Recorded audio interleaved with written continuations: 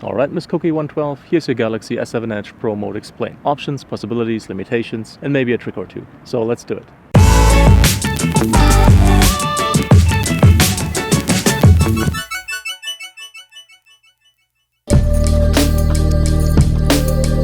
But before we get right down to it, let's do a quick menu dive to check out what the standard camera app has to offer in terms of settings. To do that, tap the icon on the top left corner.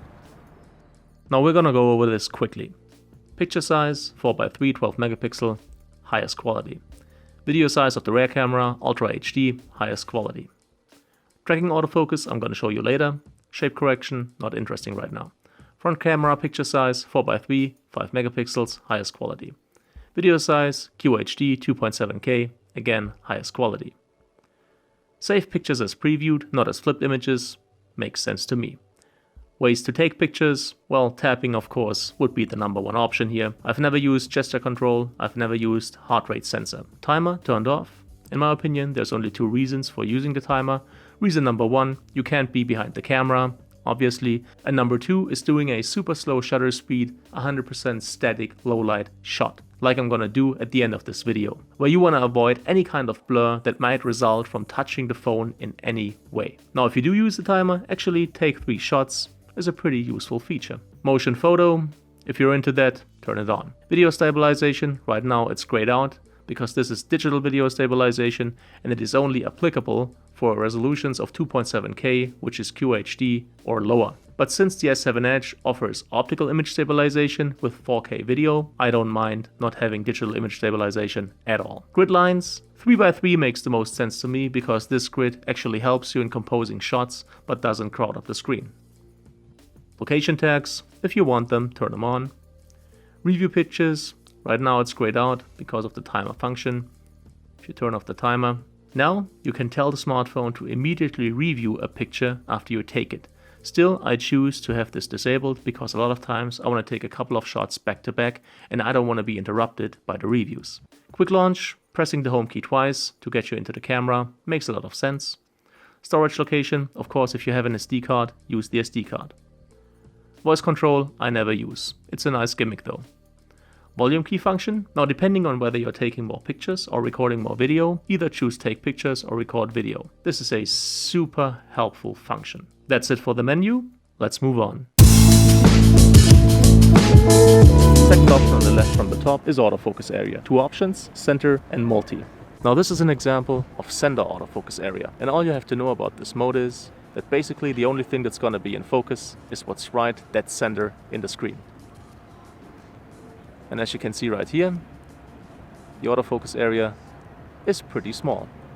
So if you want focus to be on your foreground subject, it really has to be right in the middle. The other autofocus area mode is called multi, and it's the one that I prefer most of the time, and here's why. Now this is the center autofocus area, and this is multi.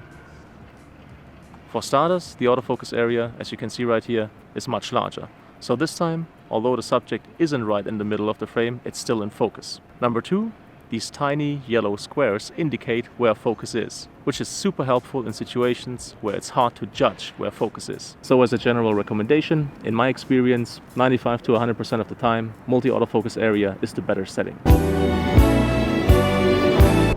Third option on the left from the top, metering modes. 3 options, center weight metering, matrix metering, and spot metering.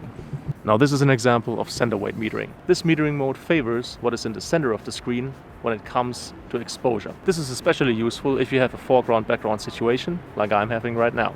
For example, when you're filming yourself or some friends or when you're vlogging. Now if you're predominantly behind the camera, probably the matrix metering mode will yield the better results because it takes into account the whole area of the screen when it comes to setting the exposure. Let's check out this example. This right here is center metering, and now I'm going to switch to matrix metering. 3, 2, 1, matrix metering. And as you could see, the differences are subtle, but sometimes they just give you that little edge that you need to make the image great. Now spot metering is a mode you're rarely gonna use because it yields very drastic results. Going from matrix metering to spot metering. 3, 2, 1, spot metering. What you have to know about this mode is that it doesn't care for anything when it comes to metering except what's right in the middle of the frame. And if you have a pretty dark, or in this case black, foreground subject, it will blow out the background completely. From my experience, 90% of the time, if you have to pick one metering mode, pick center weight metering over matrix metering. Fourth option on the left on the top, flash mode. You can turn it on, you can turn it off, you can set it to auto. But since we're discussing pro mode, I'd say make this a deliberate decision. Fifth option on the left on the top lets you switch between rear camera and front camera by a tap. Alternatively, you could also swipe up to do that. Now, as far as focusing is concerned, there's a couple of options for you to choose from to get you the results that you want. Although we're in pro mode, of course, basic autofocus is still an option. So all you would have to do right here is basically move the camera around until focus and exposure are exactly the way you want them to be. Then, of course, there's touch autofocus. Pretty self-explanatory, really. Just touch where you want focus and exposure to be. Very useful, but pretty unknown feature. If you tap hold, you can set the exposure and the focus separate from one another, which when it comes to designing shots is super helpful. To go back to touch autofocus, just tap somewhere on the screen again.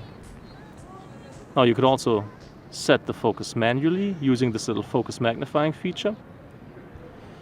But if you do it this way, your subject has to be in the center of the frame. Otherwise, the focus magnifying feature won't allow for setting the focus properly. Now, after you've set the focus manually, you can't move either the subject or the camera because the focal plane will move with the camera. Now, if you do want to be able to move either the camera or the subject, come back to autofocus, do a menu dive, and activate tracking autofocus. This way, a touch will activate the tracking function. And now, within reason, you can move the camera or the subject. And tracking will 80% of the time ensure that focus is still where it needs to be. Now, autofocus speed is slowed down noticeably, but it's still workable. And if you don't go crazy like this, tracking will work. Sometimes it even picks up on the subject again. Also, there's always the option to readjust the tracking area, which a lot of times you have to do. And sometimes it's tricky to place it exactly where you want to place it. Quick little tip on how to get the maximum close-up shots. The easiest way is to come up here to autofocus and set the autofocus to the close limit right there where the little flower icon is, and then just move the camera around until you have the exact framing that you want. Also, in situations like this, very low angle shots, it's super helpful to have the shutter function set to one of the volume buttons. So let's try this. Yep, this is pretty much as close as you're gonna get.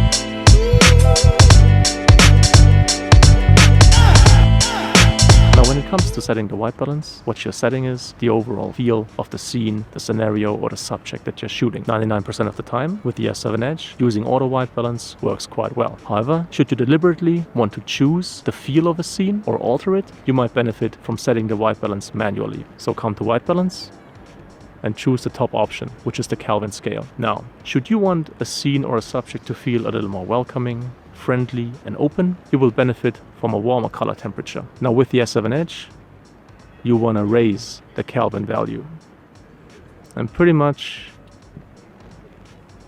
go wherever your intuition takes you. Go by feel is what I mean. Also, these values are not absolutes. 7000 Kelvin midday is going to yield a different result than 7000 Kelvin in the evening. Now, should you want a scene to feel a little more distant, self-sufficient, composed, then you're probably going to benefit from a lower Kelvin value. Again, usually it's the other way around. The lower Kelvin values are the warmer ones and the higher Kelvin values are the cooler ones. But with the S7 Edge, somehow this is the way it is. And as you can see, 5000 Kelvin, a lower Kelvin value, looks and feels much cooler.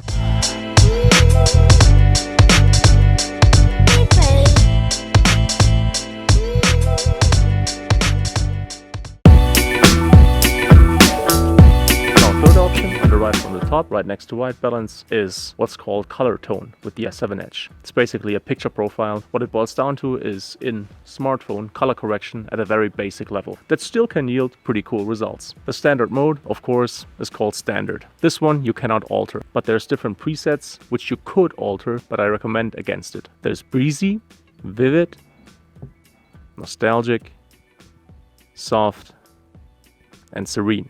Now, as you might have noticed, if you apply a color tone other than the standard one, you cannot save RAW files and JPEGs simultaneously. You can only save JPEGs. Now, the presets are fine, but every once in a while you might want to create your own color profile. To do that, come down here to either tone 1 or tone 2, color temperature. Now it's winter, so I'm gonna choose a slightly more blue than normal color temperature. Tint, it's difficult. You can either choose between the matrix or a magenta tint, which in this case I prefer. Contrast, since it's winter, I like high contrasts. So I'm gonna up them quite a bit actually. Yep. Saturation, on the other hand, I will decrease, as well as the highlights. Shadows, I will make them a little more darker to make it an even more contrasty result. So once you're finished and everything's the way you want it to be, top right corner, hit save. Now all your settings will be stored with the color tone 1 color profile.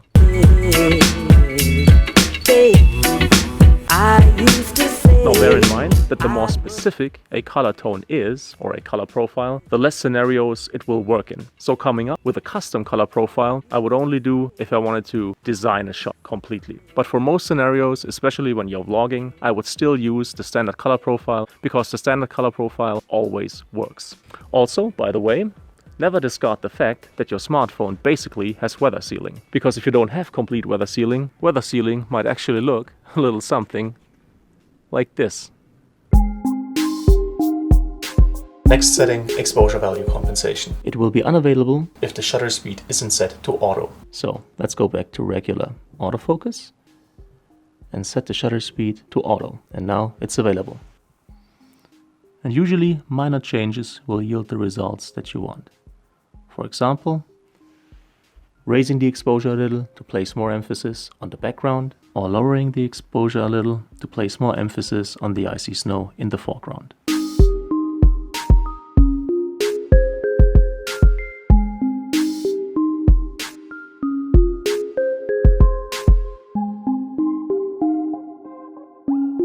Our final two settings on the bottom right are called shutter speed and ISO. There's a couple of things to know about either one of them, but here's what relates to the S7 Edge in a low light situation. Because in these situations you're going to benefit the most from setting both these settings manually. And here's why. This is auto mode. So let's take a still right here and let's look at it. The bright areas seem fine, actually, but here's where the problem is. In the dark areas, we can see a lot of digital noise. Why is that? What auto mode does is, it ups the ISO value considerably, artificially enhancing the brightness, which is where all the digital noise comes from. It does that so it can keep the shutter speed relatively fast, which it does to enable you to take the shot handheld without blurring the image. That is what the upside is. The downside, of course, being a severe degradation in image quality. We're going to keep the image quality as high as possible, but we're going to sacrifice being able to take the shot handheld. So for what I'm going to show you now, you will need a tripod. Let's exit auto mode and go right into pro mode. The first thing we're going to do is set the ISO, and we're going to set it at the lowest possible value, which for pro mode is an ISO value of 50. Now, as you can see, pretty much an underexposed image. So we're going to have to get the light another way, and we're going to get it via a pretty slow shutter speed. Now, I've done this beforehand, so I already know that a shutter speed of 2 seconds will yield a pretty good result. So let's go to 2 seconds. Once again, let's take a still and make sure to not bump into the camera while it takes the image, because you will end up with a blurry result. Again, brighter areas already look much cleaner, but here's where the main difference is. As you can see, much less digital noise.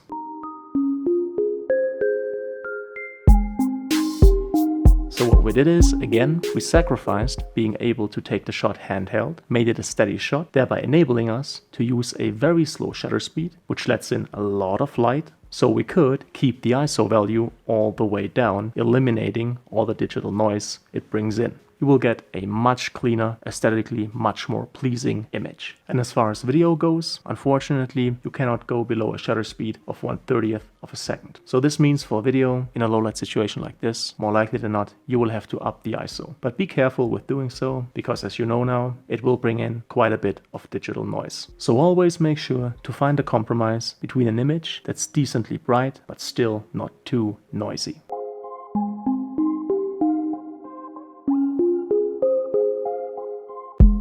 In low light situations like these, by the way, using the timer function to avoid a blurry end result makes a lot of sense. So, MsCookie112, I hope this video reaches you in time. I wish for you and your family to have a great vacation at Disney. If you, and everybody else of course, liked the video, if you found it helpful, please make sure to leave a thumbs up, it's greatly appreciated. Any kind of comment or feedback is welcome, and I'll try to answer as quickly as possible. Definitely check out the video description, there might be some product links that are interesting for you. In any case, as always, thank you so much for your time, thank you for watching, and hopefully see you again soon.